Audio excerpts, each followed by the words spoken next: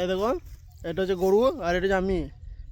এই কাজে নতুন জয়েন করেছি Topki ditch oita bhalo. কাল থেকে। কোনো মাইনে না, শুধু পেট ভাতে দুবেলা খেতে দেবে বলেছে। আর গরুটাও মাঠে একবার দিয়ে যেতে হবে আর একবার নিয়ে যেতে হবে।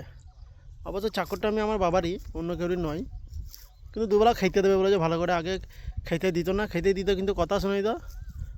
এখন বলেছে এই কাজটা যদি করিস তাহলে খেতে দেবে দুবেলা, আর বলেছে কথা শুনবো না, এটুকু বিশ্বাস দিয়েছে।